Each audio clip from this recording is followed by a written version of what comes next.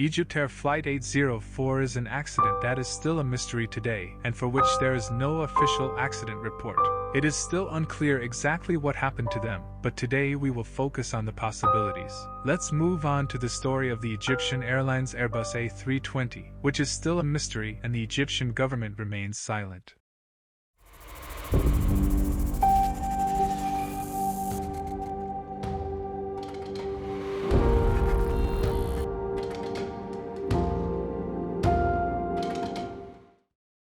The airport is Paris Charles de Gaulle Airport in Paris, France, one of the busiest airports in Europe.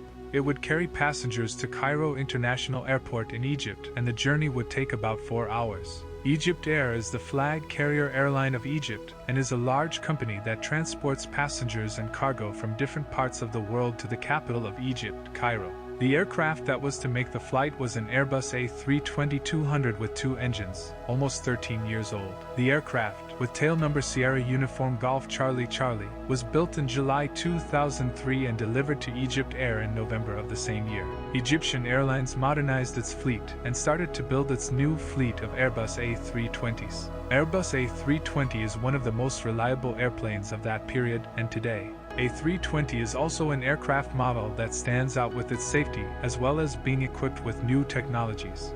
Most of the passengers were Egyptian and French citizens. As for the flight crew, 2 of the 10 flight crew on the plane were pilots, 5 were cabin crew and 3 were security. As the time was approaching 11 p.m., the pushback vehicle completed the pushback of the Egyptair plane with 66 people on board.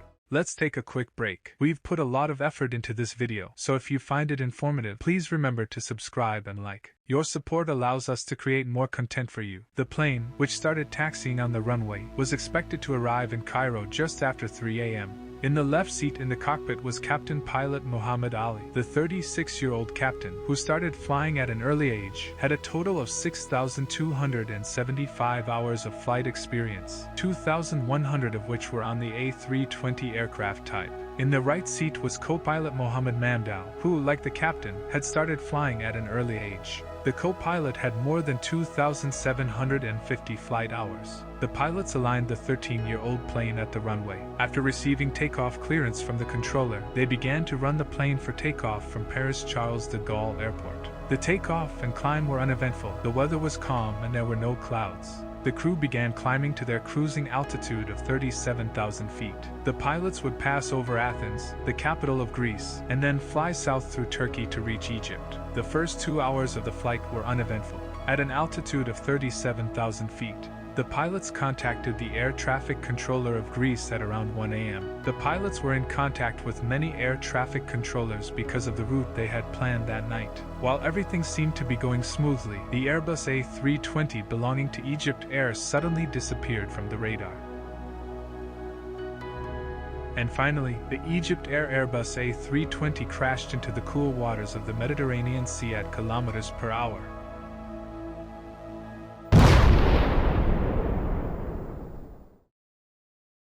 Unfortunately, all 66 people on board died in the crash. The pilots had not called for any emergency.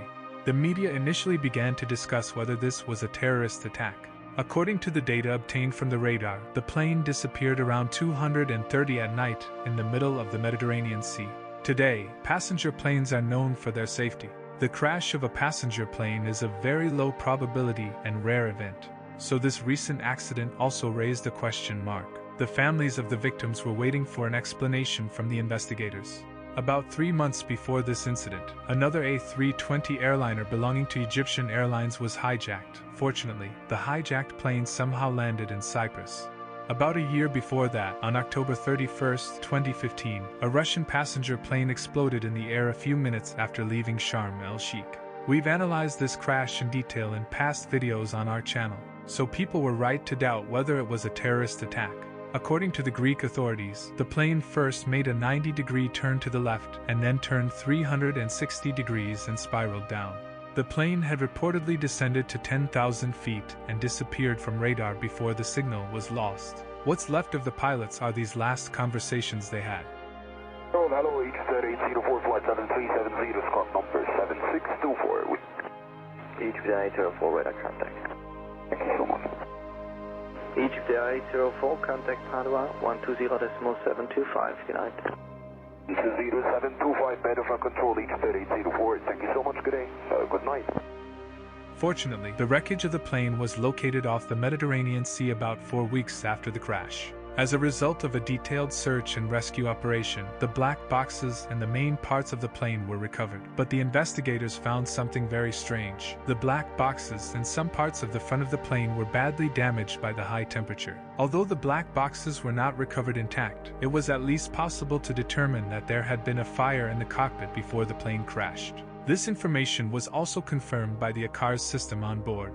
ACARS is the name of the system that allows airplanes to exchange information with their operators. Through this system, the pilot communicates with the technical department of the operator involved, informing them of any problems, their current status, and their location. In addition, the aircraft's computers can automatically notify ACARS and the technical department when they encounter a problem during a system scan. 7 pieces of information were sent from ACARS before this plane crashed. According to the information, it was reported that smoke was detected in the avionics systems under the cockpit and in the toilet before the plane crashed. 2 days before the crash, the oxygen mask on the captain's pilot's side had been replaced, and the plane had been taken into maintenance. Airbus, the aircraft manufacturer, advised investigators that they should focus on the possibility that there may have been an oxygen leak during the maintenance phase. At the time, Egyptian Airlines allowed pilots to smoke in the cockpit. Could a possible oxygen leak and the pilot lighting a cigarette have caused the fire? The cause of the fire has never been proven, although it was proved last year that the fire had occurred. The accident and its findings left behind many questions. The plane was buried in the cool waters of the Mediterranean Sea with all its mysteries. Many people today believe that the accident was caused by smoking. After the accident, Egyptair banned smoking on its planes, albeit late. In memory of the 66 people who lost their lives in the accident.